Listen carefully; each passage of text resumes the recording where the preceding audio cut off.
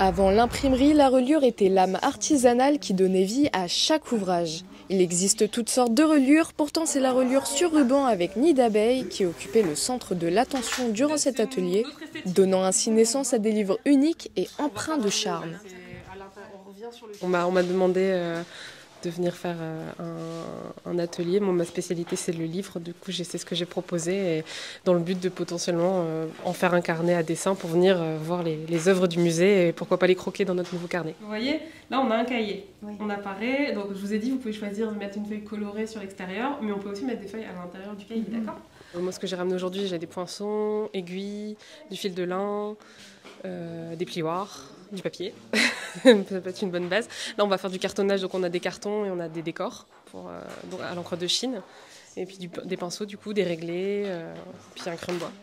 Ce genre de petits trucs. Du coup, aujourd'hui, on va faire une reliure qu'on appelle une reliure sur ruban. Ouais, du coup, là, on a un exemple, par exemple. C'est ce qu'on appelle une couture sur ruban avec un nid d'abeille. Et du coup, on va venir composer notre propre carnet aujourd'hui. D'abord, on a fait la couverture. Après, on a dû prendre des grandes feuilles, on les a pliées en 4 et ça fera les parties du cahier. Et après, il va falloir qu'on prenne des feuilles de couleur ou des feuilles toutes blanches pour mettre à l'intérieur de ces grandes feuilles. Une activité qui peut intimider les moins habiles du travail manuel, mais surtout un atelier qui suscite la curiosité des novices, découvrant l'art de la reliure et qui aspirent à comprendre chaque étape pour la reproduire chez eux. Depuis petite, ma mère elle n'arrête pas de m'acheter des carnets, limite 2 par semaine. Et je me dis que ça pourrait être sympa de pouvoir les créer moi-même avec les couleurs dont j'ai envie, le format dont j'ai envie. J'ai hâte de pouvoir écrire plein de choses dedans et voir le résultat final. Bon, quand on apprend les bons gestes et qu'on prend le temps de le faire, je pense que c'est accessible à tous. J'ai déjà fait de l'initiation pour des enfants de 4 ans, accompagnés de leurs parents. Donc je pense que ça peut être accessible à tous si on prend le temps de le faire correctement et qu'on est bien entouré.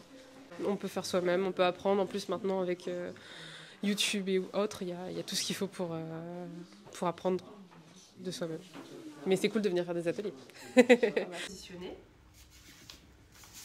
Et avec le couloir, on va venir aplatir. Demain, je pense rajouter entre certaines feuilles dans les cahiers des partitions de musique que j'aurais vieillies avec du café. Et normalement, après, c'est tout. Je pense que ce sera déjà vraiment bien. J'ai hâte de l'avoir fini et de voir le rendu final. Comme tu avais vu, tu l'as déjà essuyé. Bien joué, bien joué. Hop. Chacun aura. Ce que moi j'ai peur, c'est que ça colle à la table. On va éviter aussi.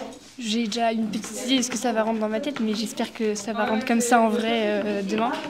C'était super. J'ai pas vu le temps passer et en plus c'est bientôt fini alors que je suis pas tout à fait terminée.